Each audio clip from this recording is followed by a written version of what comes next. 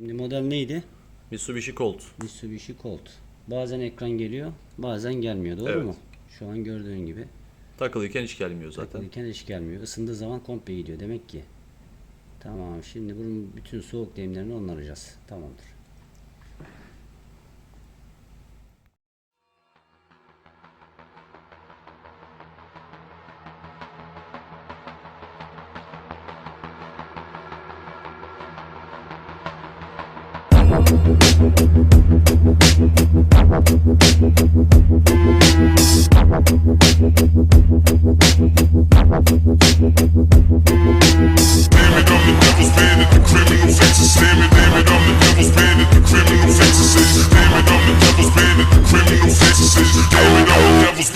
This is not a battle fact, but subliminal messages. Damn it, I'm the devil's bandit, the criminal exorcist. With some motherfuckers with guns, women with princesses. Sending my pendulum swinging, bringing venom effortless. When you're a snake, like I am a snake, the giant is great. I ain't scared, so why would you wait for my iron to shake? My hand is steady, look at my gun, damn, it's heavy. And ready to blame into your fam already. My flim versus a 10 grand. Pen stand, I like burning church, skin brand, your implant. Titties are falling out, I'm shitty and worn out.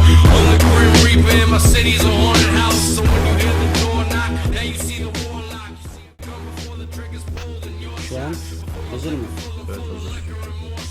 Ekran gelip gitme yapıyoruz. Güzelce bütün bacaklarını düğümledik. Şu an tamam. Sorunsuz bir şekilde çalışıyor.